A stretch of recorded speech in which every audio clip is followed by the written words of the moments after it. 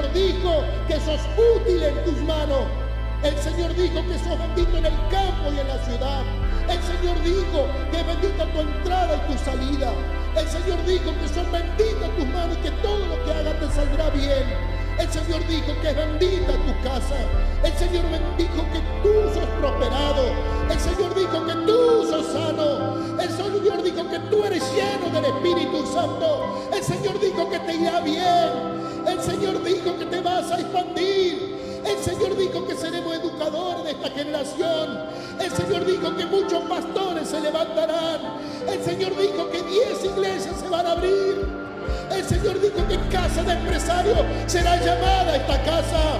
El Señor dijo que vendrán muchos de otros lugares. El Señor dijo que vamos a terminar en forma sobrenatural este emprendimiento. Bendito sea el Señor. El Señor dijo que no vamos a expandir. El Señor dijo que no vamos a multiplicar. El Señor dijo que vamos a terminar bien. ¡Oh, bendito sea el Señor!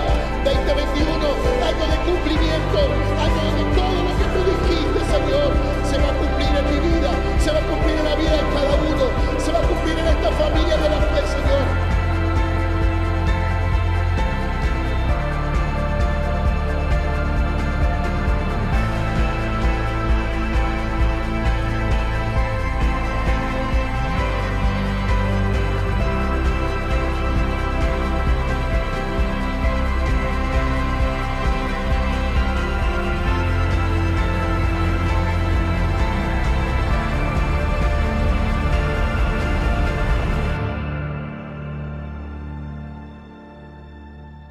Bienvenidos a una nueva transmisión de Iglesia Betel.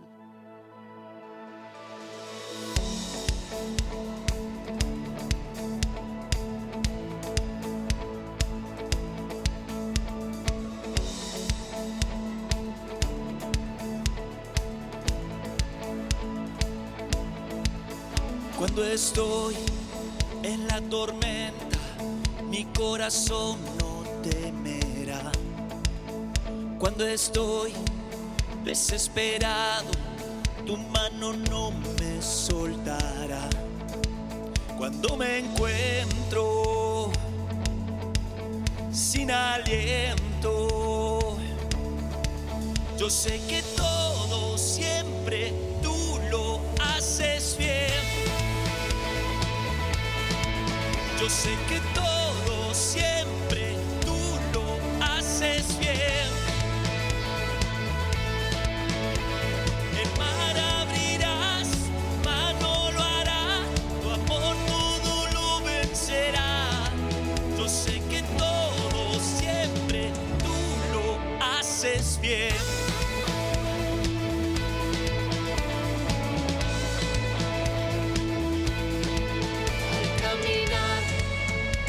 Esos valles, tú vas conmigo, tú eres fiel, porque yo sé, tú no me dejas, tú me rodeas, no temeré. Cuando me encuentro sin aliento, yo sé que todo siempre tú lo haces bien. Yo sé que todo siempre tú lo haces bien. El mar abrirás, tu mano lo hará, tu amor todo lo vencerá. Yo sé que todo siempre tú lo haces bien.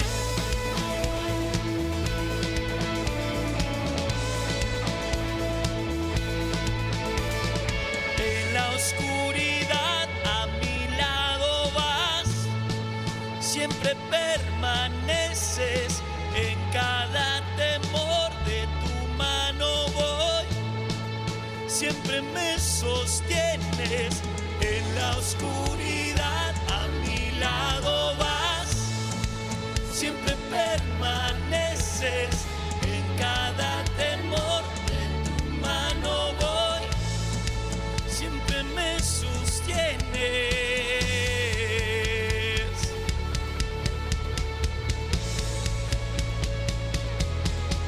Yo sé que todo siempre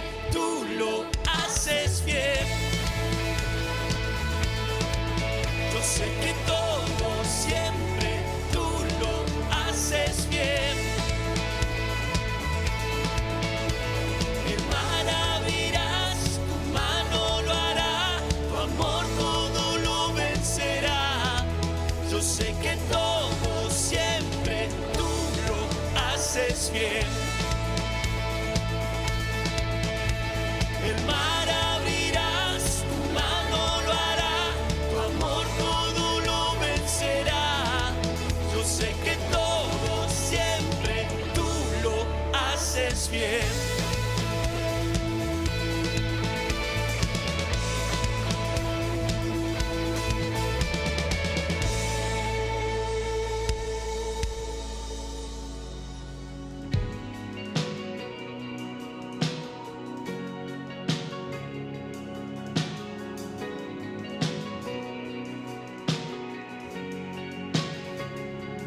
Alguien dijo nada hay nuevo bajo el sol. Todo es vanidad, nada más que esperar. Pero tú haces todo nuevo.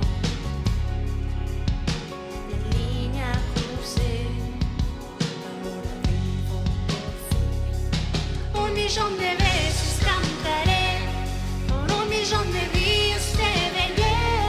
Tu espíritu me lleva a donde estás, por 1.000.000 de veces más. Yo quiero más.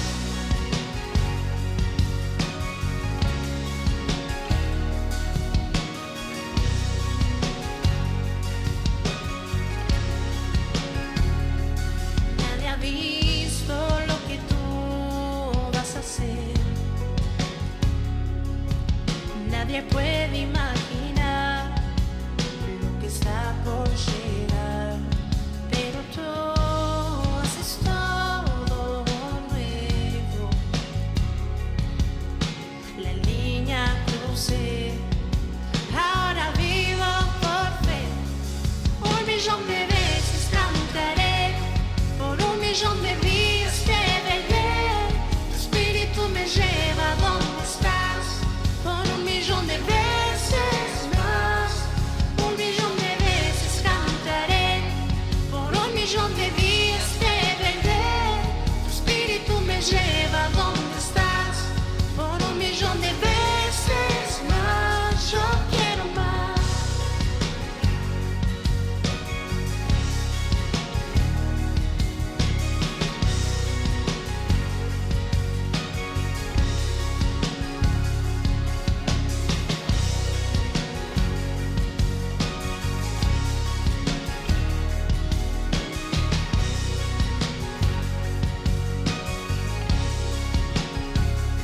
Por 1.000.000 de veces lo merece.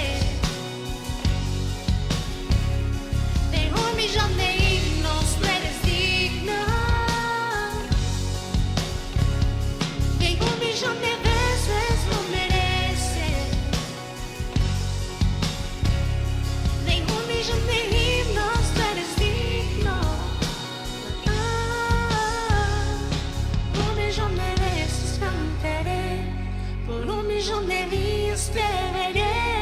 Tu espíritu me lleva a donde estás, por 1.000.000 de veces más. 1.000.000 de veces cantaré, por 1.000.000 de días te veré. Tu espíritu me lleva a donde estás, por 1.000.000 de veces más. 1.000.000 de veces cantaré, por 1.000.000 de días te veré. Tu espíritu me lleva a donde estás, por 1.000.000 de veces más. 1.000.000 de veces cantaré, por 1.000.000 de días te veré. Tu espíritu me lleva a donde estás, por 1.000.000 de veces más. Yo quiero más.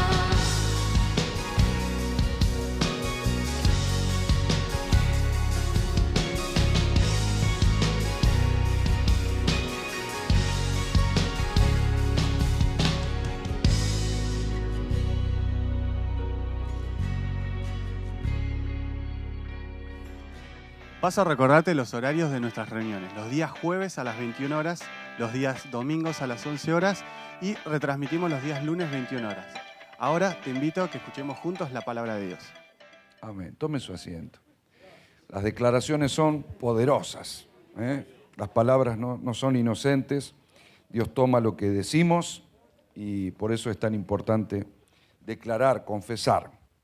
Me traje la computadora ahora porque estaba desayunando y tomé notas. Después no las leo, pero por lo menos la traigo. Yo quiero compartirles la palabra, pero agradecerle una vez más por la invitación, por el privilegio de estar y compartir esta nueva etapa con ustedes, estos días tan especiales de aniversario. Para mí es un verdadero placer, un verdadero placer. Y aprovechar bien la oportunidad para poder compartir una enseñanza del Señor, más placer todavía, porque puedo servir a Dios y aparte compartir. Y cuando miraba las fotos también me venían recuerdos, ¿no? Los años pasan. Pero bueno, uno va acumulando afectos y experiencias y situaciones que uno vive y eso es muy lindo. Y luego pensaba que vendrá por delante, ¿no? Solo Dios sabe, que nos sorprenda, que nos siga sorprendiendo como lo ha hecho. Y bueno, proyectarnos en la fe y creer sin límites a lo que Dios tenga para nuestra vida. Dios no deja de sorprendernos. Yo quiero compartirles una palabra que Dios me dio muy específicamente para estos tiempos que estamos viviendo, que son tiempos especiales, por cierto, que a algunos les afectó más, a otros menos, pero no podemos desconocer que estamos en medio de una pandemia a nivel mundial que trastocó muchas cosas. Y hay algunas cosas que me sorprendieron mucho. Y uno dice, bueno, hay que mirar esto que está pasando y cómo lo miramos. Yo creo que sí que hay que mirarlo porque, ¿saben? En el libro de los Hechos dice que David sirvió a Dios y sirvió a sus generaciones. Y luego dice que murió y halló corrupción, pero más allá de plantear que tenía un corazón conforme a Dios, dice que él sirvió a sus generaciones. Y eso como servidor de Dios también me impacta mucho porque uno puede pensar de que David sirvió a su casa, sirvió a su familia, sirvió a su nación.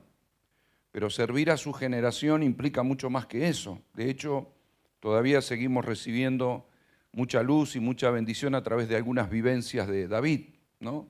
No solamente por sus experiencias personales, sino porque Dios permitió que sea él mismo el que tenga en su mano la pluma con la que escribió algunas cosas que para nosotros son la palabra de Dios. Entonces, muchos de los salmos que nos bendicen tanto también parte del servicio de David que se extiende durante siglos, ¿no? Y a mí me impactó eso porque yo me doy cuenta que nosotros no servimos solo a una congregación, no servimos solo a una ciudad, aunque nos identificamos con determinado lugar, sino que servimos a una generación. Y la generación dentro del plano de Dios no está dada por la edad física que tenemos, ¿sí? Es decir, no importa la edad, somos parte de este tiempo. En este tiempo estoy acá en la tierra. Si voy a tocar o no el propósito eterno de Dios depende si logré interpretar qué es lo que tenía que hacer en mis días. Entonces yo tengo este ministerio de la enseñanza dado al cuerpo de Cristo. También pastoreamos con mi esposa ahí en La Pampa, pero yo en tiempos normales no estoy nunca. Puedo llegar a estar un fin de semana, 2 en el año, con la congregación. O sea, por eso hay otro pastor y es una tarea que mi asignación primaria es enseñar en el cuerpo de Cristo y viajar permanentemente, continuamente. Cuando vino la pandemia, se detuvieron los viajes, se detuvo todo, las actividades, y en mi caso personal, toda la agenda que tenía, que generalmente la abro en noviembre, la cierro en diciembre para todo el año, y de pronto se cayó todo de golpe, ¿no?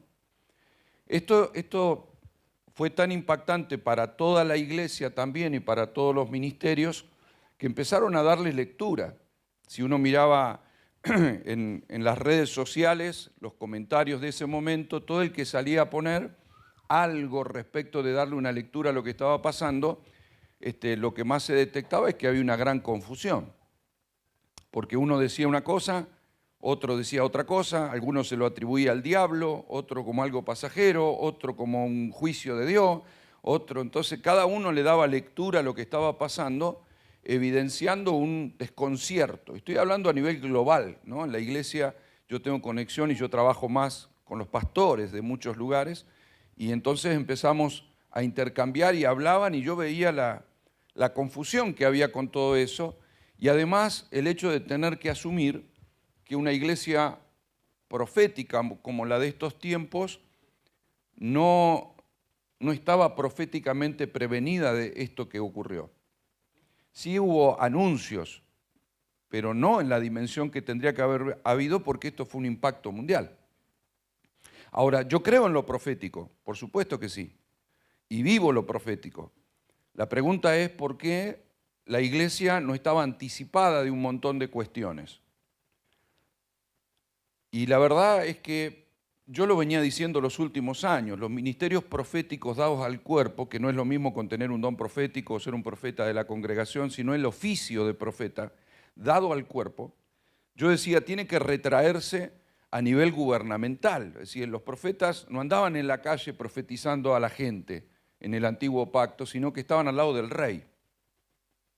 Porque su palabra profética tenía que ver con gobierno, tenía que ver con toda la nación. Soltaban una palabra para la nación. Y yo veía que a través de congresos proféticos y de cosas, los profetas estaban cargados de mucha actividad ministrando a los hermanos, y en realidad los ministerios proféticos de cada lugar están para eso.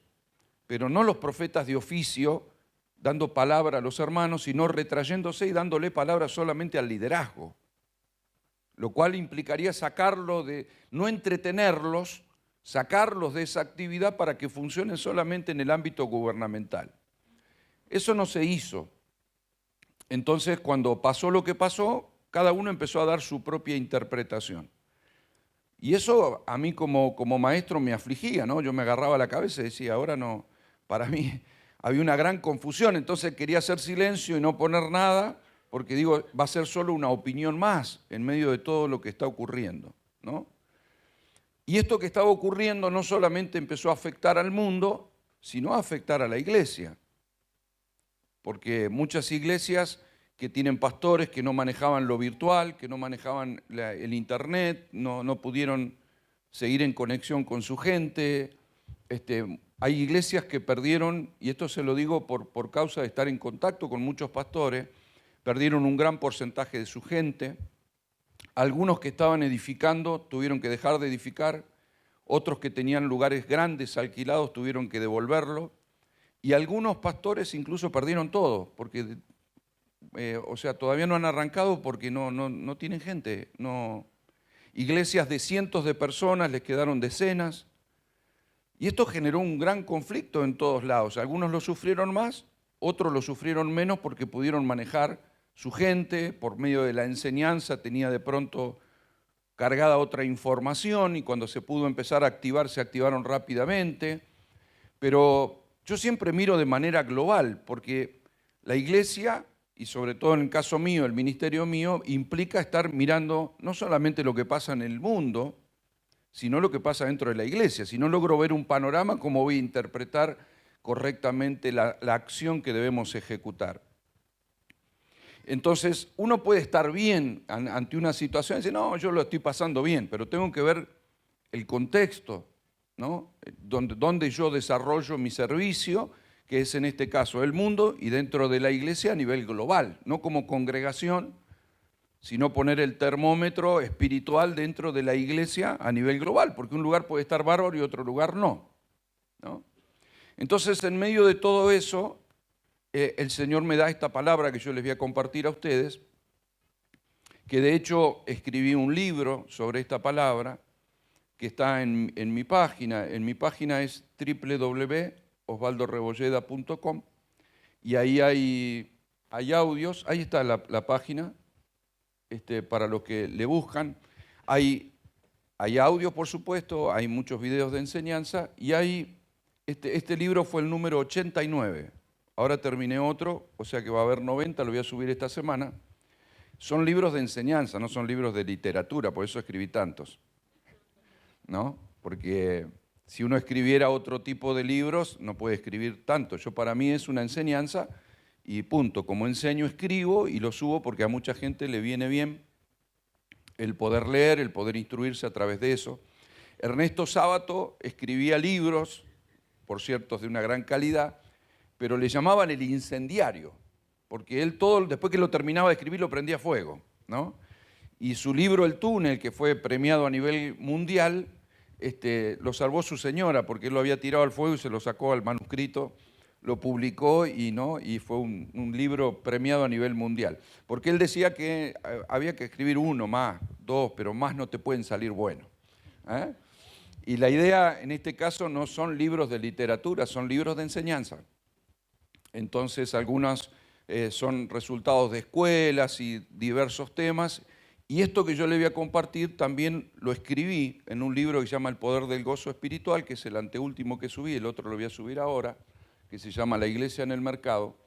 Y yo adquirí de parte de Dios el compromiso de compartir esto donde estuviera en este tiempo, de compartirlo y de transmitírselo porque sé que les va a servir. Es importante mirar los tiempos que vivimos y los tiempos que va a venir por una sencilla razón. La Biblia es muy profética y nos habla de los tiempos finales. Entonces, saber y cuáles son los vientos que estamos viviendo y los tiempos que estamos viviendo, interpretarlos bien, es fundamental. Porque vamos a aprender cómo debemos desarrollarnos y desenvolvernos en este tiempo que estamos viviendo nosotros, que es muy especial. Imagínense usted que si el apóstol Pablo viniera hoy en día, no sabría cómo desenvolverse en esta sociedad. Estaría sorprendido de una pantalla, del color, de las luces, del sonido, de un celular, de una computadora. Imagínenselo al apóstol Pablo en un púlpito con una computadora. ¿Qué es eso? Porque los tiempos cambiaron, también cambió la cultura social. La cultura es todo lo que se sembró en la vida de una persona, por eso que hay culturas en la familia, hay culturas en la nación y hay culturas en el mundo que han cambiado mucho. Los que tenemos más de 50 hemos vivido la transición de un cambio social y cultural muy fuerte entre cuando éramos chicos y lo que se vive hoy en día. Y la forma de pensar de los jóvenes es muy diferente a la que nosotros tuvimos cuando fuimos chicos. Entonces, ha habido un aceleramiento de los tiempos y un cambio en todas las cosas. Así como ha cambiado la tecnología, han cambiado muchas cosas, muchas para mal y muchas tal vez para bien. Pero no podemos ignorar el cambio, porque somos parte de una iglesia que está en esta etapa de transición global, porque la globalización lo que hizo fue achicar al mundo. O sea, lo achica porque lo conecta. Es decir, usted puede en su casa prender la televisión y mirar un partido en directo que están jugando en Alemania o no sé, en cualquier lugar de Europa o en China, ¿no? Y lo mira en directo desde su casa. Nos comunicamos por videollamada con cualquier lugar del mundo. Cosas que hace unos años atrás era una cuestión imposible. Yo cuando era chico, era adolescente y no tenía celular, si no había. Entonces todo ese aceleramiento que hubo, toda esta globalización achica el mundo porque las conexiones, no solamente virtuales, sino físicas, porque hoy te tomás un avión y en unas horas estás en cualquier lugar del mundo, hizo que todo afectara a todo. Por eso vivimos esta pandemia a nivel global. Todo afecta a todo. Una moda en Estados Unidos al poco tiempo la tenés acá. Todo afecta a todo. Una crisis económica de un país y pone en juego la crisis de otros países. O sea, en Europa hace poco Grecia tuvo una crisis económica y afectó toda la Unión Europea. Es decir, ahora una cosa se tira acá y afecta a todo. Entonces vivimos este tiempo, nosotros no nos podemos poner anteojeras y decir, no, yo estoy bien. Sí, vos estás bien, pero ¿cómo está el mundo? Porque tengo que darle lectura, porque ayer hablamos en la enseñanza de que nosotros somos parte de un diseño corporativo, que es el nuevo hombre, y que en él estamos. Y ese diseño corporativo no tiene que ver conmigo, tiene que ver con él. No tiene que ver con mi diseño de vida, sino con su propósito eterno. Esa palabra propósito se recuperó después de años en que la iglesia no se hablaba de propósito, porque el objetivo era salvarse, era morir, ir al cielo, la salvación. Después entendimos que si estamos en la tierra y todavía no nos llegó es porque hay propósito en la tierra. Y se empezó a hablar mucho de propósito, hasta que después descubrimos que no es que cada uno de nosotros tiene un propósito, sino que el propósito, y es uno solo, está en Cristo. Y que por la gracia, como entramos a Cristo, entramos al pacto, y porque entramos al pacto y en Él vivimos, nos movemos y somos, entonces somos parte de un propósito eterno. Por eso les mencioné, si voy a tocar o no el propósito eterno, depende si logré interpretar los tiempos que viví en Cristo. Proverbios dice que muchos son los planes del hombre, pero el propósito de Jehová se cumplirá. Que Dios que te deje, te permita ser parte del propósito, es extraordinario, porque ese es su propósito. Por eso Jehová cumplirá su propósito en mí, no es mi propósito. Él no está para cumplir mi propósito. Yo tengo planes posiblemente, pero como yo he aceptado la cruz, muero a mis planes para vivir en su propósito. Eso es lo que enseñó Pablo, eso es lo que él mostró. Y los cristianos del primer siglo que se convertían sabían que eran parte de algo más grande que ellos.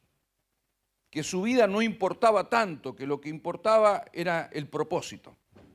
Entonces eran capaces de morir portando un mensaje, aunque decía, bueno, pero si me van a matar, ¿de qué sirve? ¿No? Ellos no estaban pensando de qué servía su vida, sino el propósito. Soy parte de algo eterno. Por eso tenían una visión un poco extraña para la gente normal. Parecían locos porque ellos podían morir cantando, sabiendo que habían consumado algo. Decís, pero ¿cómo puede ser, no? Porque hoy vivimos en una sociedad que solo se alegra cuando le va bien. Es decir, se alegra de las cosas buenas que logro alcanzar o que me están pasando.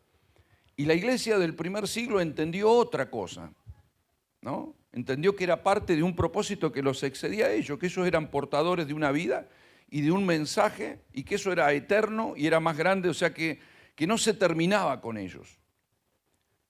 Y yo ayer les hablé de reforma y les mencioné a Lutero, a los reformadores. Yo les dije, no, ellos no vieron todo.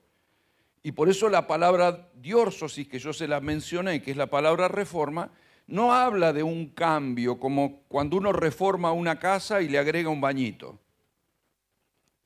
sino habla de volver a un original.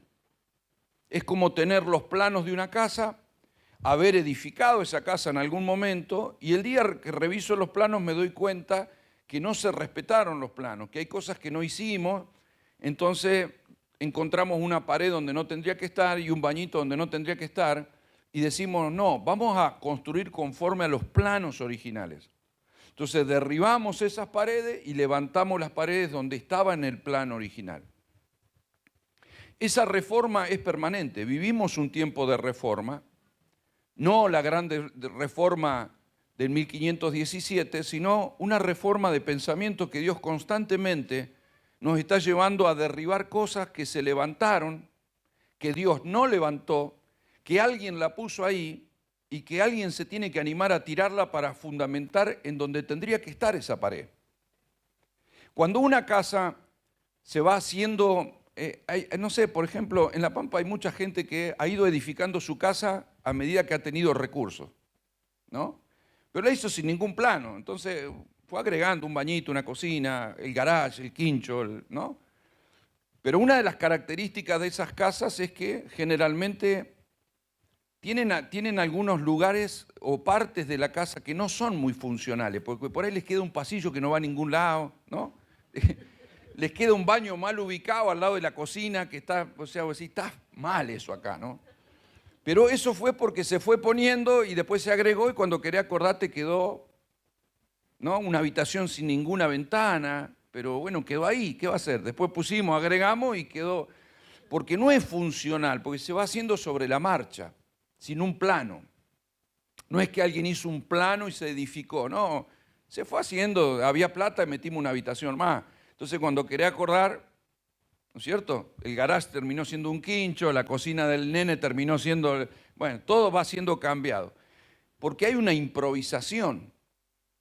La iglesia no está fundamentada sobre una improvisación, sino sobre unos planos que Dios estableció a la iglesia apostólica. Muchos de esos planos Pablo lo vio, Pero después, con el tiempo, las estructuras humanas y religiosas empezaron a edificar algunos bañitos que no estaban, levantar algunas paredes que no estaban y edificar algunas habitaciones que nos vamos dando cuenta, como se dio cuenta Lutero en su tiempo, de que había cosas que estaban edificadas ahí, pero Dios no las dijo. Entonces, sí, ¿por qué estamos haciendo esto? Dijo Lutero, si no está escrito. ¿Ah?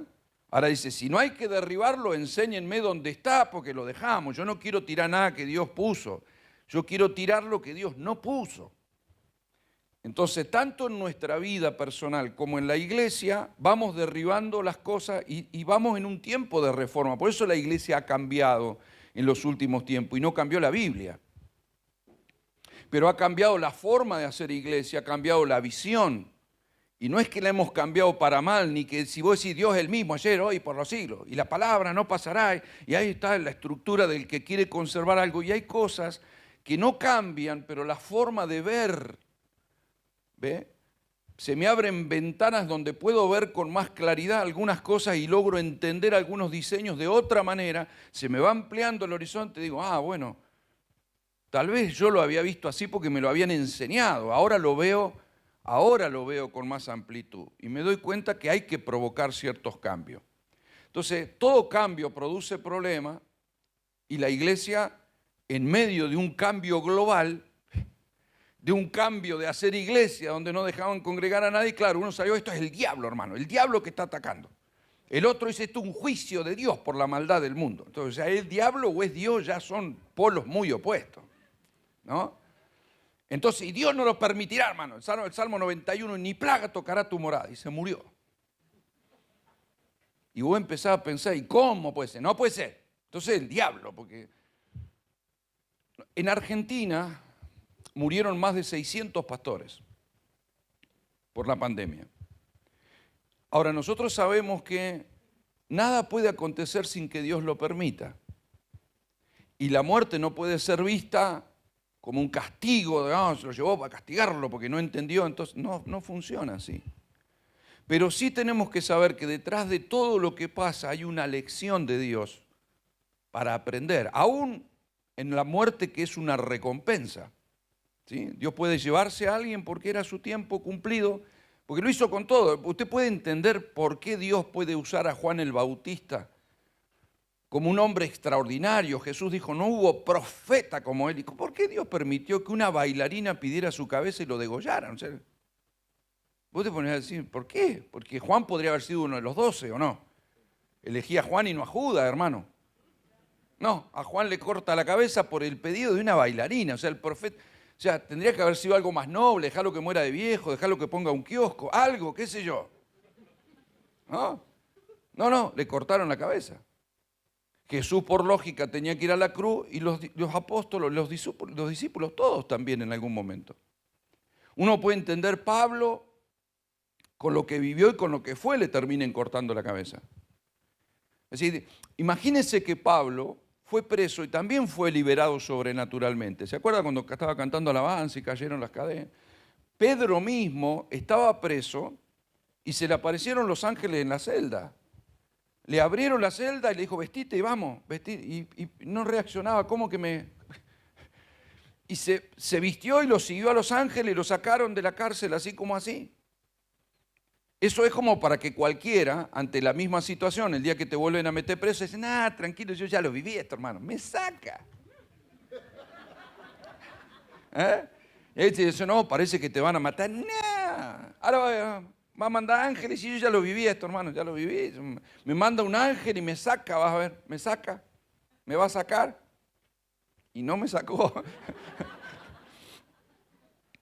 Y llegó un momento que lo fueron llevando y Pedro miraría para todos lados como diciendo, ya debe estar por venir, ¿no? No serás vos, no sos ángel vos. No. Y lo crucificaron al revés. Y Pablo, que también fue liberado, en un momento le cortaron la cabeza. Pero no fueron castigos de Dios. Fueron situaciones de la vida. El tema es darle lectura a las cosas. Ver cómo Dios ve al mundo y a la iglesia. A los problemas incluso. Si nosotros los miramos desde abajo y nos podemos frustrar, nos puede agarrar el temor, nos puede agarrar el agobio, porque hay dos maneras de ver la vida. Y por eso fue para mí tan importante abrirles un panorama ayer respecto de la vieja naturaleza o el viejo hombre que es Adán o el nuevo hombre que es Cristo. El viejo hombre, esa vieja naturaleza que Pablo dice que debemos despojarnos, es terrenal.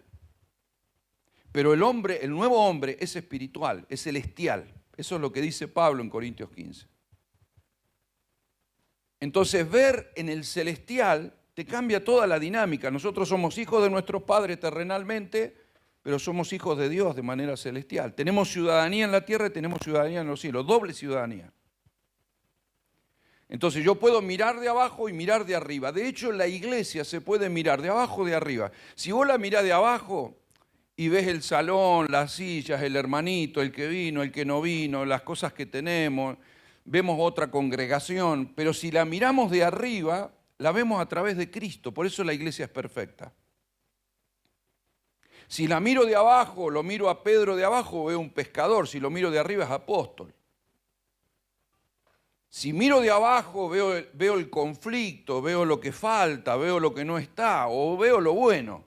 Pero si la miro de arriba, miro a través de Cristo. Entonces, el Padre cuando mira a la iglesia, la ve en Cristo, porque la iglesia es el cuerpo de Cristo. Entonces, ¿cómo es su iglesia? Perfecta, santa, pura, sin mancha. Así la ve el Señor. Tenemos que sabernos en ese diseño, porque a ver, yo cuando llegué a la iglesia siempre nos predicaban, ¿no? ¿Y quién subirá al monte de Jehová? ¿Y quién se sentará en el lugar santo, el limpio de mano y puro de corazón? Y después te daban masa, porque había que limpiar el corazón y solamente el puro iba a subir, el monte parece que era el cielo, así que se salva el que se purifica. Y vos entrabas en un ¿y cómo hago? Pero en realidad, monte en la Biblia es gobierno, la iglesia es el monte de Dios. ¿Y quién subirá? Limpio de mano y puro de corazón. Ninguno o todos en Cristo. O sea, en este pacto Dios nos dio un corazón nuevo y un espíritu nuevo, quiere decir que yo no tengo que subir al monte, ya estoy en el monte. Entonces no me prediquen que tengo que subir al monte si ya estoy en el monte. Salmo 1, bienaventurado el hombre que no anduvo en consejo de malos ni en silla de escarnecedores, se ha sentado. Y quien en su ley se deleita, dice... y que es como algo plantado junto a las corrientes de las aguas. Entonces nosotros estamos ahí. Así hay que ser, hermano. Así hay que ser. Y claro, cuando vos te pones a pensar y vos decís, y yo anduve en consejo de malo, y en silla de escarnecedores, y me junté con los pecadores, y era un pecador, y entonces nunca seré como el árbol plantado. O sea, si usted en el Salmo 1 no ve a Cristo, el que nunca anduvo en camino de pecadores es Cristo. Él es el árbol plantado junto a las corrientes de las aguas que da su fruto a su tiempo y su hoja no cae y todo lo que hace prosperar. Pero nosotros estamos en Él. Entonces el nuevo hombre te habilita para lo que no te habilita. Entonces yo le voy a predicar a una iglesia de abajo, le voy a predicar a una iglesia de arriba. Le predico a una iglesia de abajo que va hacia la cruz o le predico a una iglesia de arriba que camina desde la cruz. ¿Nos vemos en Cristo o estamos por llegar? ¿Ya estoy o soy? ¿O me hago el que soy? Eso es muy, muy importante para entender los tiempos que vivimos y cómo lo vamos a gestionar. Y a mí me impactó mucho, si me acompañan a 2 de Corintios 1:24, un concepto apostólico. Esto Pablo se lo escribe a una iglesia perseguida, oprimida, en tiempos difíciles, donde no solo no tenían conocimiento pleno del Evangelio, sino que además estaban viviendo tiempos terribles. De hecho, ellos creían que Cristo ya venía. Pablo mismo plantea a los hermanos de Tesalónica que él estaba listo para que venga el Señor. Y nosotros, los que habremos quedado, seremos arrebatados para ser transformados. Y le estaba errando, o sea, llevamos 2000 años y todavía el Señor no vino. Ahora, fíjese lo que dice ahí. No que nos enseñoremos de vuestra fe, sino que colaboramos para vuestro gozo, porque por la fe estás firmes. Ahora, lo que nos falta a nosotros es leer el contexto en el cual ocurre esto. Pablo le está hablando de que yo no quiero enseñorearme de la fe, y uno dice, ¿qué quiere decir con eso? Mire esta versión.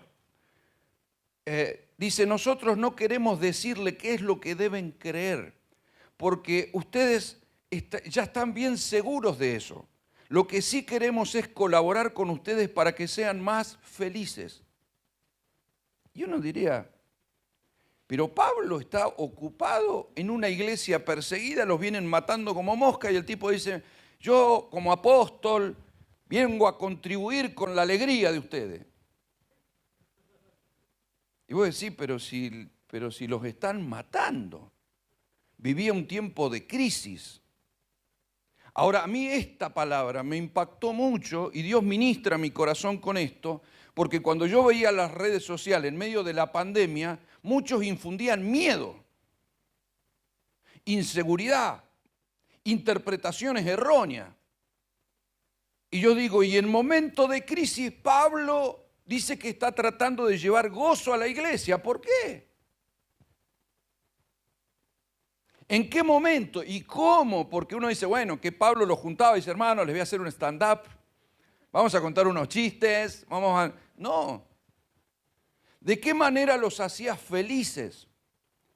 Mire el llamamiento apostólico de Pablo. Yo soy llamado apóstol para contribuir con el gozo de los hermanos. En un tiempo en donde los estaban matando. Imagínense en tiempo de pandemia, situaciones, crisis, le va mal al hermano y yo quiero contribuir con su gozo. Parece un desubicado. O sea, ¿por qué? ¿Por qué Pablo plantea esto? Y si usted me acompaña a Filipenses 1, también por supuesto lo escribe Pablo, llama mucho la atención, verso 21, por favor. Dice, conocemos bien esto, ¿verdad? Porque para mí el vivir es Cristo, el morir es ganancia, ya ese concepto, aunque lo sabemos de memoria, ya es medio raro, ¿no? O sea, porque nadie quiere ganar muriendo. Yo le digo, ¿usted esta semana quiere ganar algo grande, hermano? Y usted me va a decir que sí, hasta que yo le diga, bueno, si usted quiere ganar, se tiene que morir, hermano. No, pastor. Pablo plantea ese principio, para mí vivir es Cristo, pero morir es ganancia. Pasemos al siguiente. Mas si el vivir en la carne resulta para mí en beneficio de la obra, no sé entonces qué escoger. Mirá qué conflicto tenía, ¿no? A veces nosotros tenemos el conflicto si cambio el auto o me compro una camioneta. El tema de Pablo era, yo si me muero mejor, pero como tengo cosas que hacer todavía no sé qué elegir. ¿Ah? O sea, todavía tengo unos cuantos mensajes que... Yo a veces me pregunto, ¿no? ¿Tendré que escribir algún otro libro? ¿Tendré que predicar algún otro sermón? ¿Tendré algo más para hacer acá? Espero que sí. Porque cuando mi tarea esté consumada, me tengo que ir. ¿Qué van haciendo? Entonces, si hay un motivo por el que me quiero quedar es para hacer lo que tengo que hacer antes de partir. No quisiera quedarme con mensajes sin predicar. No me quisiera quedar con cosas que tendría que haber hecho, palabras que tendría que haber dicho, cosas que tendría que haber escrito, ofrendas que tendría que haber dado, lugares que tendría que haber tocado o visitado, porque estoy en esta tierra como un representante de Dios. Somos embajadores de Cristo, no quiero perderme las oportunidades de cada día. No quisiera irme y yo decir, tenía un montón de cosas para que hiciera, pero bueno, no hiciste ninguna. Vení, no andes molestando abajo. Esto lo tenemos todos. Usted se tiene que preguntar porque perdemos demasiado tiempo en cosas vanas. Perdemos demasiado tiempo enfocados en cosas que son muy nuestras, pero que a veces no tienen que ver con el propósito. A veces son planes. Y tenemos una oportunidad gloriosa de vivir en Cristo y Dios no aborta tus deseos, ni tu cosa, ni tu casa, pero debemos enfocarnos como personas que ahora somos parte de un propósito más grande que nosotros mismos. Y Pablo lo sabía. Por eso plantea eso. Pásame el siguiente, por favor. Porque de ambas cosas estoy puesto en estrecho, o sea, el quedarme o el irme, ¿no? Teniendo deseo de partir y estar con Cristo, lo cual es muchísimo mejor. Ya tenía resuelto que lo mejor era morirse. Pero, pasa al siguiente, por favor. Pero quedar en la carne es más necesario por causa de vosotros, no de Él. sino de vosotros. O sea, es tan importante mi función apostólica que me tengo que quedar por ustedes porque los amo. Ese es el planteo de Pablo. Siguiente, por favor. Y confiando en esto sé que quedaré, que aún permaneceré con todos vosotros para vuestro provecho y gozo de la fe. Nuevamente Pablo dice, yo me quiero ir con el Señor, la verdad. A esta altura me quiero ir con el Señor, tengo una gana de morirme. Pero no por amargado y depresivo, porque quiero estar con Él. Quiero entrar imagínense, Pablo, un hombre grande, golpeado, como había sido golpeado, encarcelado, años estuvo preso Pablo. Muchas de sus cartas hablan de libertad, pero las escribió en la prisión, que no eran como las cárceles de hoy, aunque pueden ser feas, eran mucho peor. Eran, si usted ve las figuras de las cárceles en Roma, eran cárceles que estaban en un sótano, que tenían una ventanita arriba, que era el piso de los de arriba, por ese hueco los metían y ahí estaban y dormían sobre un poquito de paja que había en el piso. Un hombre grande durmiendo en el piso, en el frío, comiendo mal, viviendo a los golpes, porque le habían dado garrote, pero como para que tenga y para que guarde. Un hombre que había vivido en la hostilidad del sistema, porque le dieron duro. De hecho, cuando él pasa lista de todas las cosas que vivió, dice, wow, pobre tipo, ¿no? Realmente sufrió. Pero él no quería morirse por eso, sino por ver terminada su obra y saber que iba a pasar a un estadio muchísimo mejor. Por eso ayer les compartí, busco una cosa hago, dijo, busco asir aquello por lo cual fui asido por el Señor. Y quiero tener un cuerpo semejante a Él en su muerte. Claro, porque Pablo no estuvo con Jesús. Pedro sí, Pablo no. Pablo estuvo con el Cristo resucitado, donde lo vio con ese cuerpo y dijo, yo quiero uno de esos también. Eso como cuando usted se sube a un Mercedes-Benz, yo quiero uno de esos. ¿Ah? Eso es un auto. Yo pensé que tenía un auto. No, eso es un auto. Yo quiero uno de esos. Cuando Pablo vio el cuerpo de Jesús, dijo, yo quiero uno de estos también. ¿Ah? Yo te voy a dar un cuerpo glorificado. Él vio al Cristo. Por eso dice, si alguien conocía en la carne, ya no lo conozco así. Ni a Jesús si lo viste en la carne, porque los apóstoles se jactaban de haber caminado con Jesús. Pablo dice, no, yo no lo conocía así, yo conocía al Cristo resucitado. Ustedes caminaron con el maestro de Galilea, pero yo conocí al Cristo resucitado y glorificado. Entonces, viendo eso, él dijo, yo quiero esa gloria para mí. Ser semejante a Él en la muerte. ¡Wow! ¡Qué esperanza! Ahora, si me quedo porque necesito contribuir con el gozo, otra vez. Por lo que yo veo, Pablo no era así muy cómico. No era así mucho carisma. De hecho, cuando predicaba, dice que predicaba largo y se dormían y se caían. Entonces se acuerda de Eutico, ¿no? Se cae de la terraza así. Y que lo pongan en la Biblia ahí medio como decía, yo estaba predicando, hermano, y se me durmió un hermano. A mí se me han dormido algunos, le aclaro. Ahora no lo veo bien porque acá para colmo te ponen esta luz amansadora. Claro, y entre el barbijo y si usted se acostó tarde anoche, empieza a cabecear así. Pero pasa. De hecho, si está el volumen alto, lo bajamos un poquitito, descanse tranquilo, no tengo problema. Estamos de aniversario, no pasa nada. Si vamos a la otra versión de esto mismo que dice Pablo, dice, escuche bien, dice, si vivo quiero hacerlo para servir a Cristo, pero si muero salgo ganando. En realidad no sé qué es mejor y me cuesta mucho trabajo elegir. En caso de seguir con vida puedo serle útil a Dios aquí en la tierra, pero si muero iré a reunirme con Jesucristo, lo cual es 1000 veces mejor. Pero yo sé que ustedes me necesitan vivo. Por eso estoy seguro de que me quedaré para poder ayudarlos a tener más confianza en Dios y vivir más felices. Y uno dice, qué bárbaro, el tipo quiere hacerlo feliz.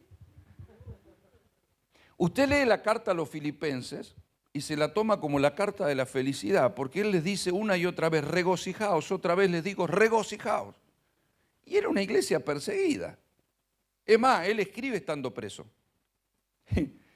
Regocijaos, hermano, alegres, hermano, póngale gozo, métale, rías, hermano. Y vos decís, pero con la crisis que tengo, ¿qué me voy a reír? O Pablo estaba hablando de otra cosa. O Pablo estaba hablando algo que es una herramienta poderosísima en el reino. Porque Pablo no era un tipo que andaba así, hermano, lo importante es que estés alegre. No, porque él dice, prepárate y aunque te golpeen, lo importante está así. Si te matan, no importa. O sea, no parece que el tipo estuviera interesado por la felicidad de un hermano. Pero él estaba hablando de otra cosa. Y ahí es donde cobra luz lo que dijo Jesús mismo. Que cuando los persigan y los vituperen, alegraos y gozaos. ¿Y cuándo te alegras? Cuando si dicen un chisme en tu contra y ya está, no podés dormir en la noche. ¿O no? ¿Te difamó alguna que habló? Y empezás a la noche, das vuelta por un lado y das vuelta para el otro. Si yo la voy a agarrar, esa la voy a agarrar de las mechas. ¿Ah? Cualquier comentario negativo, ya andamos ahí. Pero de eso no hablaba Jesús, hablaba de la persecución de la fe. Alegraos y gozaos, lo plantea. Entonces, ¿a qué se refería con tal cosa? Es más, cuando Pablo quiso describir qué es el reino, dijo, el reino de los cielos no es comida ni bebida, sino justicia, paz y gozo del Espíritu Santo. ¡Wow! Así que si yo enseño reino, el gozo del Espíritu Santo es clave. Justicia y paz es entendible, pero gozo. ¿De qué paz hablaba él? A una iglesia así. Los discípulos parecían no tener paz. Es más, la Biblia dice que Jesús estaba ungido con óleo de gozo más que sus compañeros. O sea, había una unción de gozo en Jesús. Quiere decir que cuando él andaba con todos los discípulos, el más gozoso era él. Ahora, vamos a darle lectura, porque si nosotros estamos en el nuevo hombre, ahí nos está dando Dios una herramienta que por ahí nosotros no entendemos. Porque Él no está hablando de nuestro estado de ánimo, porque eso viene del alma y el alma es de Adán. El alma soy yo. Él está hablando de un gozo espiritual. ¿Y por qué lo dice, pastor? Porque Gálatas capítulo 5 dice que el gozo es un fruto del Espíritu. El fruto del Espíritu es amor, paz, paciencia, gozo, confianza, mansedumbre, templanza, benignidad y fe. Es decir, que hay un gozo espiritual. Y de lo que Pablo estaba hablando es de ese gozo espiritual. Lo que Jesús estaba diciendo, hay un gozo sobrenatural. Aunque te persigan, te golpeen, te encarcelen y te estén por matar, alegraos y gozaos.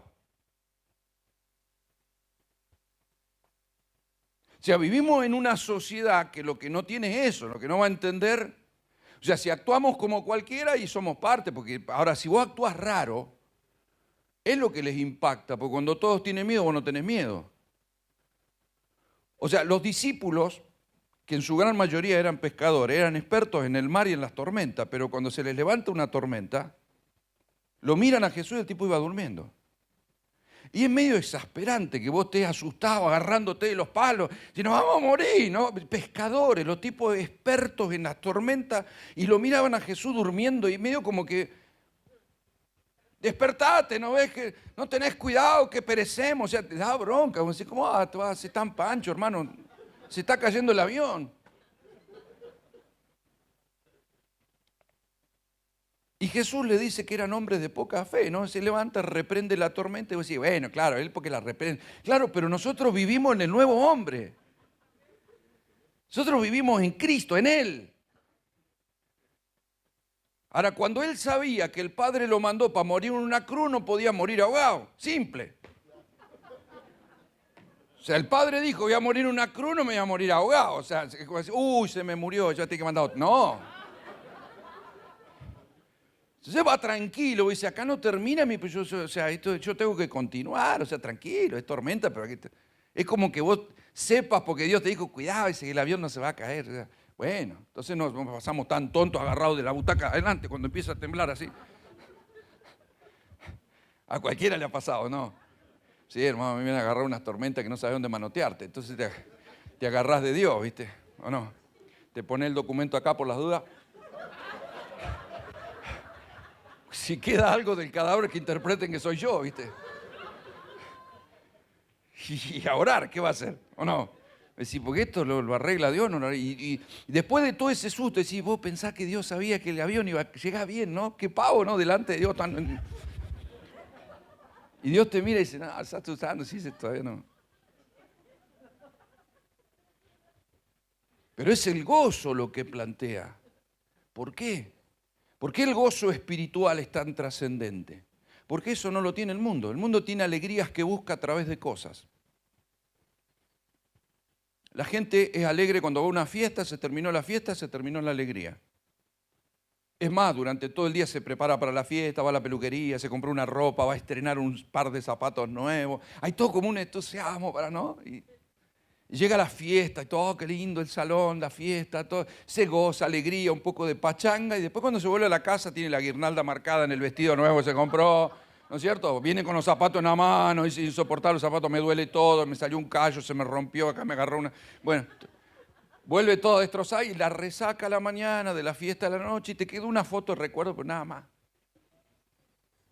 Las alegrías de abajo duran poco, entonces la gente busca otra alegría.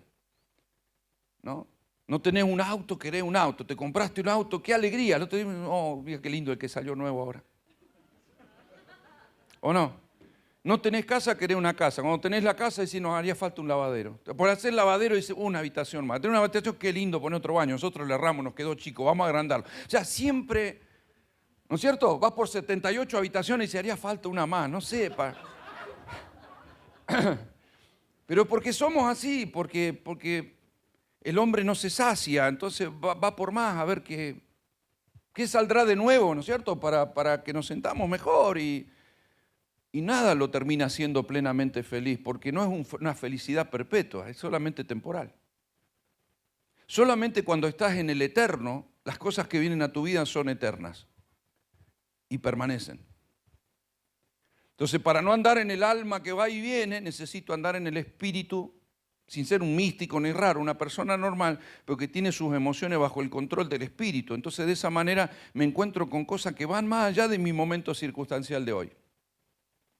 Hoy puedo estar pasando una adversidad, pero estoy conectado con lo eterno.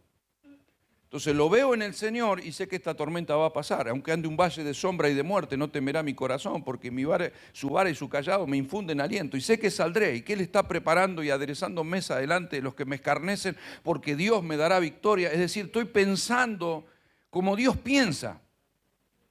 No viendo la muerte como un fracaso, ni viendo... ¿Me comprende? Ni viendo que pasó algo y pero sí tenemos que darle lectura de por qué pasan ciertas cosas en la iglesia.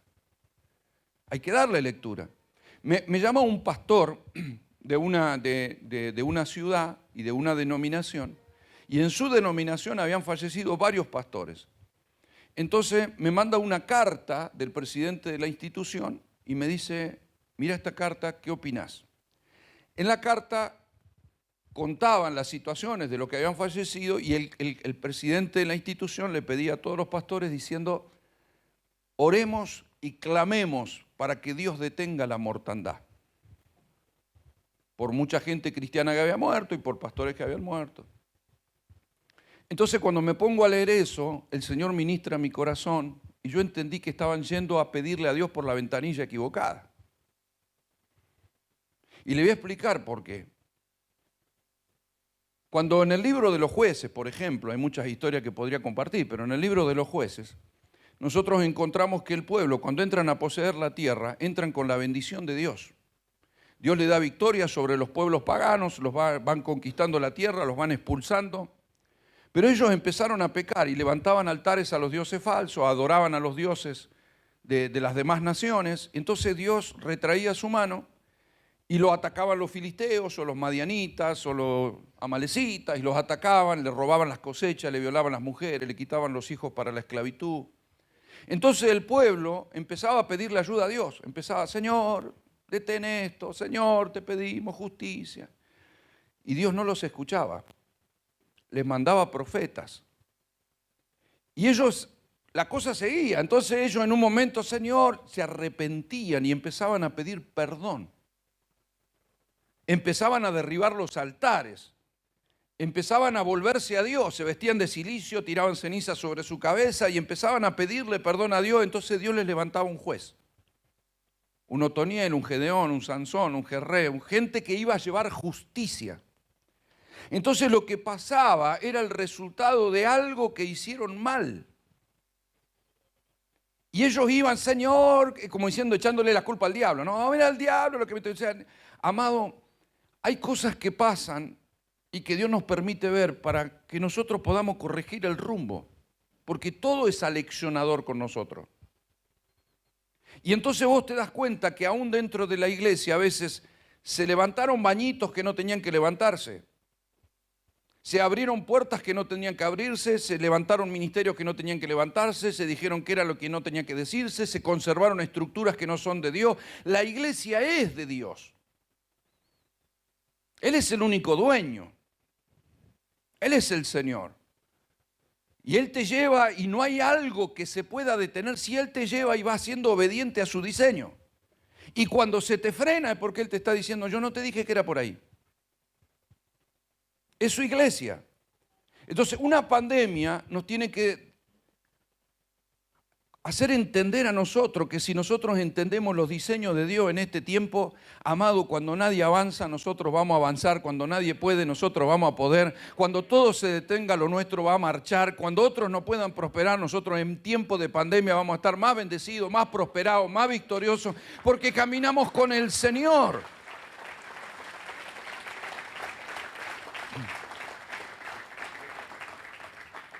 Si me acompañan a Nehemías para ir terminando, dice Nehemías en el capítulo 8, verso 9, por favor. Y Nehemías el gobernador y el sacerdote Esdras, escriba, y los levitas que hacían entender al pueblo, dijeron a todo el pueblo, día santo es a Jehová nuestro Dios, no os entristezcáis, ni lloréis, porque todo el pueblo lloraba oyendo la palabra de la ley. Siguiente, por favor. Luego les dijo, id, comed grosuras y bebed vino dulce, enviad porciones a los que no tienen nada preparado, porque día santo es a nuestro Dios. No os entristezcáis. Otra vez le vuelvo a repetir lo mismo, porque el gozo de Jehová es nuestra fuerza. ¿Saben por qué ellos lloraban? O decir, ¿por qué van a llorar? Porque el pueblo se había apartado de la palabra y de la ley. Y cuando volvieron a Jerusalén y empezaron a restaurar los muros, él les empezó a leer, Nehemías y el sacerdote empezaron a leer, y dice que pusieron intérpretes y personas que le ayudaban a entender las escrituras al pueblo, y desde la mañana hasta la noche leían la palabra públicamente, y el pueblo empezó a llorar porque no había visto, desconocían que habían sido tan desobedientes, y entonces le dice, no lloren, alégrense. Porque la alegría, nosotros necesitamos fuerza en este tiempo. No ponernos, ay, oh Señor, no, fuerza necesitamos. ¿Y la fuerza dónde está? En el gozo del Señor. No es el gozo de una fiesta, es el gozo del Señor.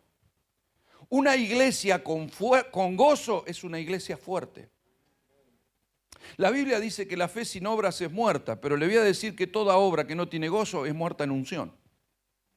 Esas son las obras muertas que habla la Biblia. Cuando se termine el gozo en tu servicio, no vas a tener fuerza para servir. El día que no tenga gozo en lo que hago, no tendré fuerza para hacerlo. Alguien me dice, ¿y usted cómo puede viajar tanto? A ver, si yo no tuviera gozo en lo que hago y fuera una carga para mí y pierdo la alegría de lo que hago, me tengo que detener. Porque no voy a tener fuerza. Pero cuando vos tenés gozo, te van a criticar, te va a salir algo mal, se te va a trabar, van a venir contra lo que sea, pero tendrás la fuerza para sobreponerte a todo, porque mientras tengas gozo, tendrás fuerza. Entonces el diablo no te puede robar el gozo. Las situaciones de la vida no te pueden robar el gozo. Tu oración no puede ser una oración lastimera,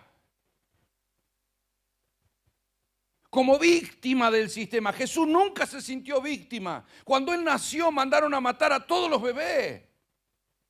Es como si vos nacés en una clínica y dicen, no, maten a todos los chicos y te tienen que sacar por una ventana y te llevan y te esconden en otra nación. Luego vuelve y todo lo que vivió fue hostilidad.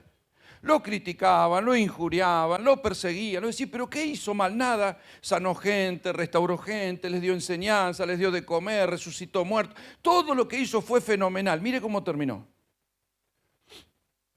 Era insultos, golpes, palos, todo sufrió. Varón de dolores, experimentado en quebranto.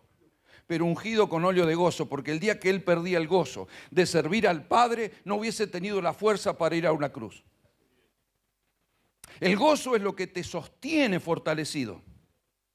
Es el gozo del Espíritu. La gente cuando pierde el gozo es porque perdió unción. Entonces, hay que ir al culto. Al culto aquí. Bueno, vamos, ¿qué va a hacer? No queda otra. Y si acá se alimenta de unción, se va, qué lindo que vinimos, ¿no? Qué bueno que vinimos. La verdad que estoy, claro, porque recibió una inyección. Pero cuando usted vive en la dimensión del gozo, usted tiene fuerza. Fuerza para orar, fuerza para encarar la adversidad, fuerza para sobreponerse, fuerza. La iglesia tiene un recurso de fuerza que no tiene el mundo.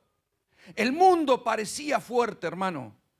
Parecía fuerte, mirabas naciones, Norteamérica, Europa, wow, eso sí. Cuando vino la pandemia, temblaron los mercados mundiales. La economía parecía que se venía todo a pique y todavía no están viviendo el rebote de cosas que pasaron en esta pandemia. A nivel global, empresas que eran empresas, esta empresa, quebraron. Parecían, ¿quién va a quebrar esta aerolínea, esta empresa, esta cadena de hoteles, este lugar? Y quebraron. Es decir, ¿por qué quebraron? No tuvieron la fortaleza para enfrentar una pandemia. Parecían invencibles, el mundo parecía fuerte. Y una pandemia lo doblegó. La iglesia parecía débil, pero una pandemia nos tiene que fortalecer para demostrar que la fuerza del Señor está con nosotros. Eso no lo tiene el mundo.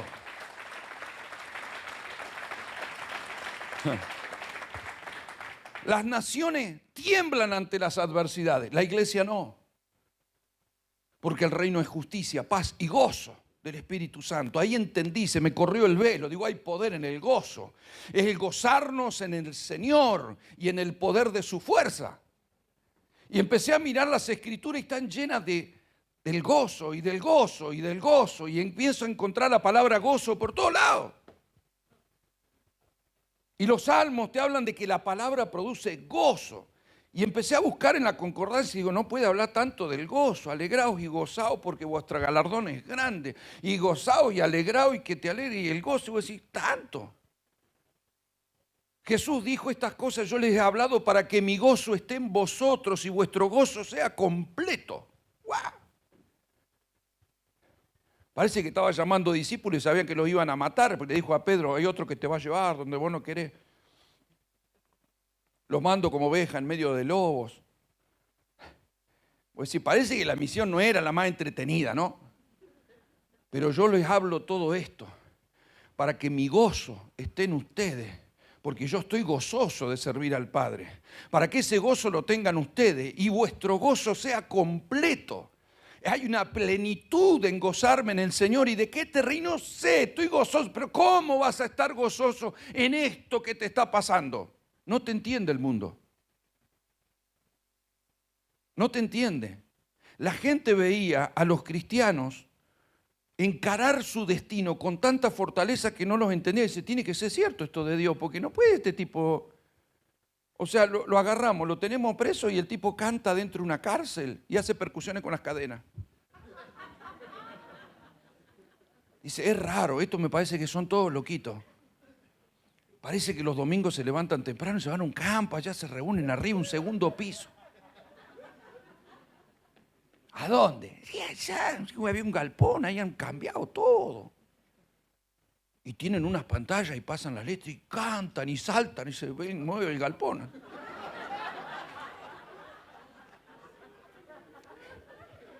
Y de pronto tenés un pariente que se entera y dice, ¿a dónde va? No, allá tan lindo. Y vos, y te ven bien, no, sí, te veo bien. No entiende la gente, pero sabe que tenemos algo que ellos no. El mundo tiene que saber que nosotros tenemos algo que ellos no. No podemos usar las redes sociales para andar mostrando temor o identificando al diablo, porque esto es del diablo. Jamás, tranquilo.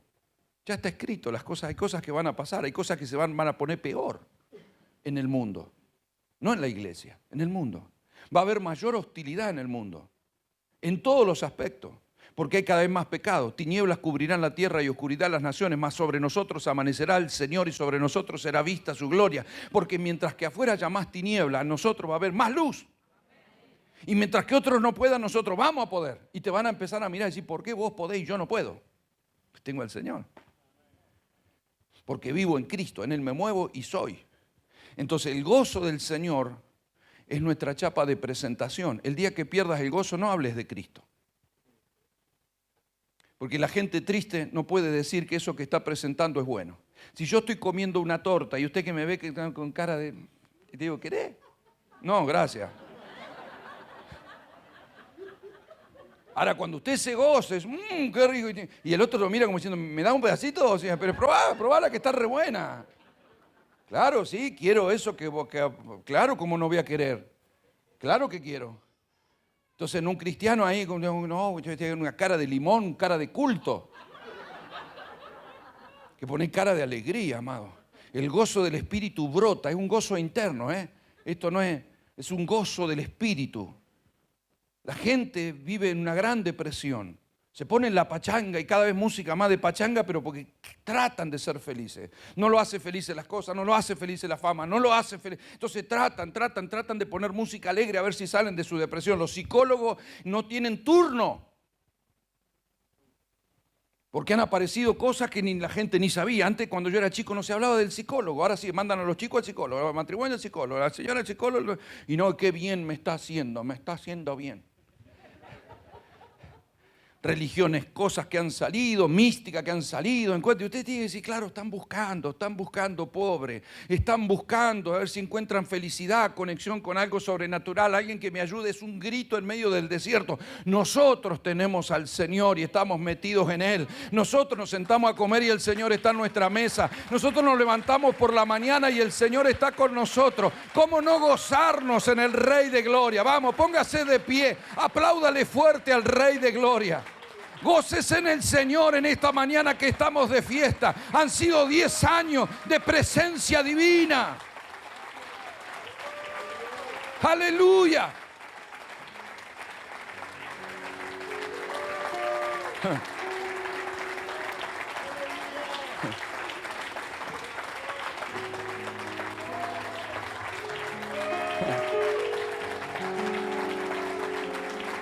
¡Gloria a Dios!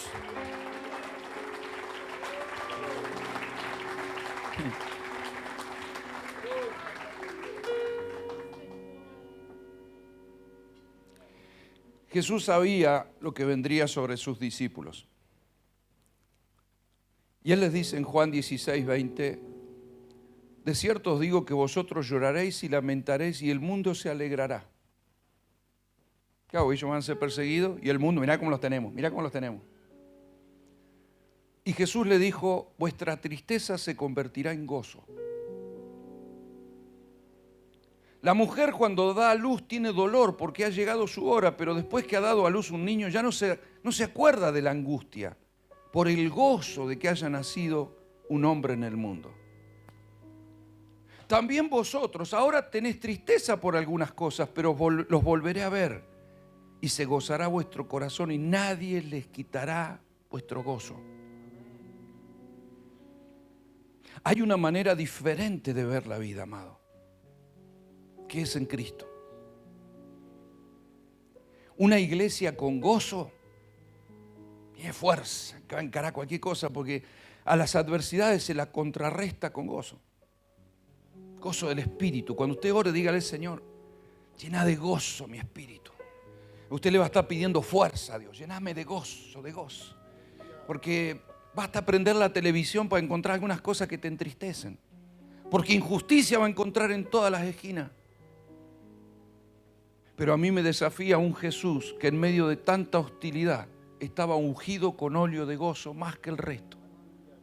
Así que cuando usted lo vería venir, no es como las películas yanquis que venían todo así como vosotros. No, él venía y se le veía la sonrisa de lejos, hermano. Él venía con sus 12, hay que aguantarlo a Pedro 3 años. O sea, si Pedro no le quitó el gozo, no se lo quita Roma porque... ¿Comprende? Entonces yo entendí que un líder, un pastor no puede perder su alegría. Un líder no puede perder su alegría porque ya está vacío lo que está entregando. No hay poder en esa palabra. ¿Y qué hago? ¿Renuncio? No. Abstraete y pedile a Dios, lléname de gozo. Lléname de pasión para cantar. Lléname de pasión para predicar. Lléname de pasión para orar. Lléname de pasión para ofrendar. Porque por eso Dios ama ¿qué? ¿Al dador qué? Claro, porque con cara de culto dar una ofrenda no. Porque el gozo es la fortaleza. Es el gozo. Sí, pero como no estábamos bien y con lo que me está... Ahí está, ¿ves? Contrarrestalo con alegría. Porque cuando vos te estás gozando, Dios sabe que le estás creyendo. Por eso Jesús se gozaba, porque le estaba creyendo al Padre. Yo todo esto lo estoy haciendo, pero yo no termino en la cruz, hermano. Yo termino en un trono.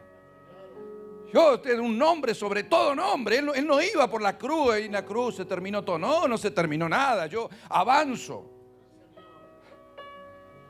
Voy a avanzar porque hay una cruz, pero después yo me siento en el trono. O sea, después mira, yo le voy a decir una cosa, amado.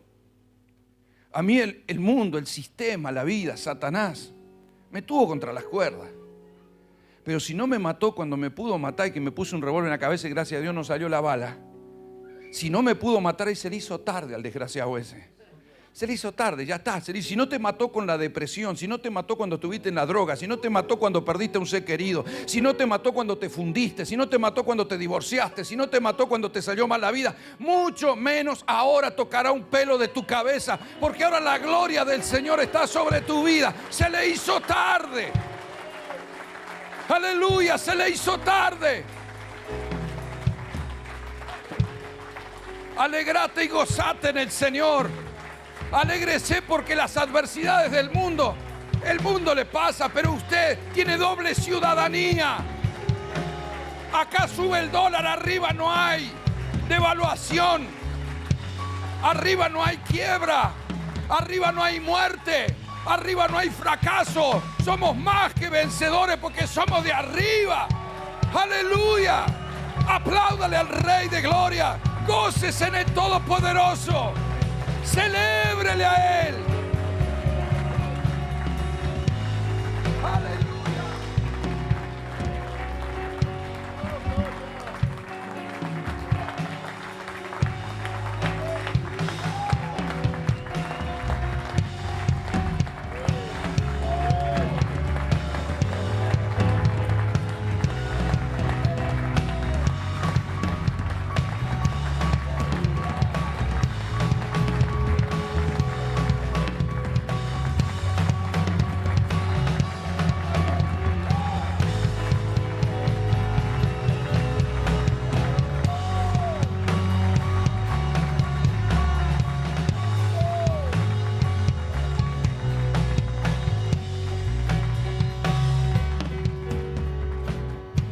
Amados, una vez más, muchas gracias, pero no olvide, esta no es una meta, es un punto de partida. Y se la encara con lo más importante, que es fuerza. Cuando no hay fuerza no se avanza, cuando no hay motivación correcta no se avanza, pero cuando el gozo del Señor está, acá las hermanas se juntan, son muy alegres, se ríen mucho, ¿cierto? Usted no sabe lo importante que es eso. Usted no sabe lo trascendente que es. Usted piensa que eso lo puso Dios en esta casa. Y el cumplimiento implica tener fuerzas para avanzar. A veces no van a ser entendidos, a veces van a ser criticados. Hay hostilidad en el mundo. Pero cuando alguien marcha en el gozo del Señor, no lo para nadie, porque marcha en la fuerza que viene de arriba y no en la fuerza que viene de abajo. El mundo no tiene lo que nosotros tenemos. La fuerza, recuérdelo, es el gozo. El día que se abata, que se entristezca y se siente mal, métase a orar y diga: Señor, lléname de gozo y alegría el corazón. Empiece a leer los salmos en voz alta. Y cuando lee los salmos, léalo en voz alta, camine en su casa. Y usted va a empezar que se tiene que alegrar y gozar en el Señor, y gozar en su palabra, y gozar en sus hechos, y alabanza al Señor, y alabanza al Señor. Y usted se da cuenta que alabanza es mucho más que una canción, es un modo de vivir. Y usted se da cuenta y empieza a alabar al Rey, y empieza a llenarse de fortaleza. Y después de eso, ¿qué queda? Solo fuerza para avanzar. ¿Me está comprendiendo, iglesia preciosa? Denle otro aplauso al Rey de Gloria. Los bendigo.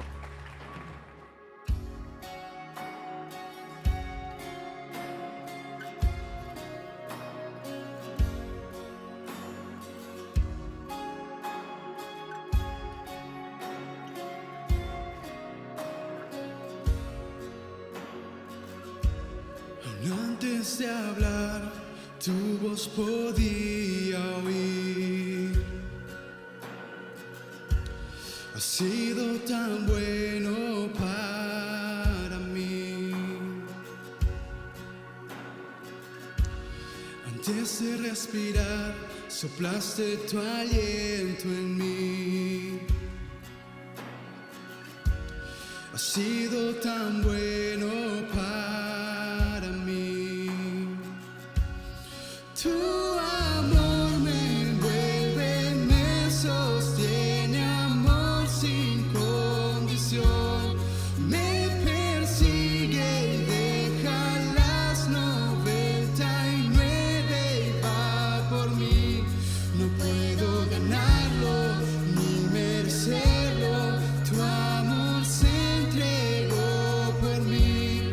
Tu amor me envuelve, me sostiene, amor sin condición.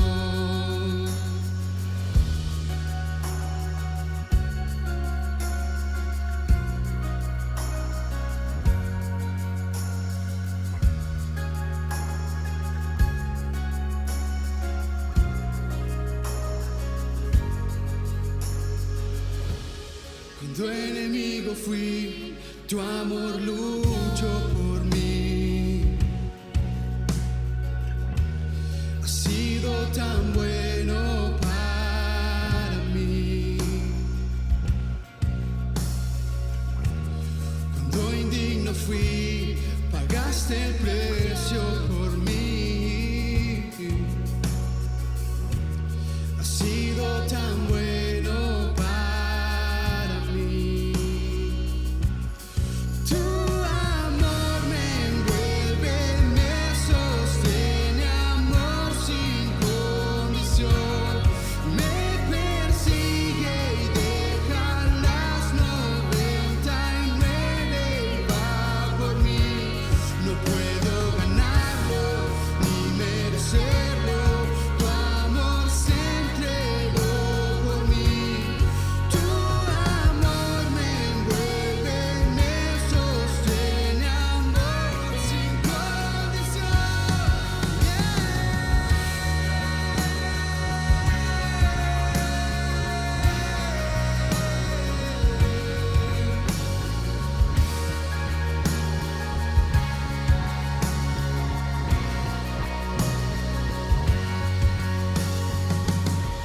No hay sombra que no alumbres, monte que no escales para encontrarme a mí. No hay pared que no derrumbes, cadena que no rompas para encontrarme a mí. No hay sombra que no alumbres, monte que no escales para encontrarme a mí. No hay pared que no derrumbes, cadena que no rompas para encontrarme a mí. No hay sombra que no alumbres, monte que no escales para encontrarme a mí. No hay pared que no derrumbes, cadena que no rompas para encontrarme a mí. No hay sombra que no alumbres, monte que no escales para encontrarme a mí. No hay pared que no derrumbes, cadena que no rompas para encontrarme a mí.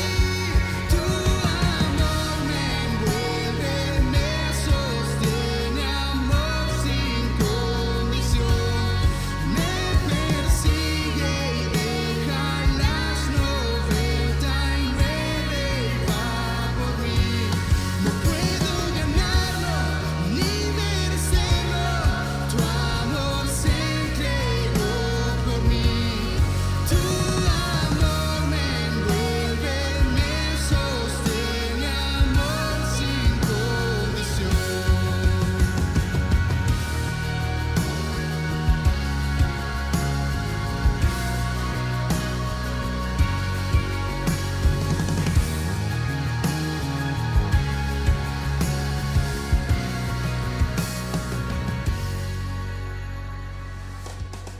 Gracias por haberte conectado a una nueva transmisión. Nos vemos la próxima.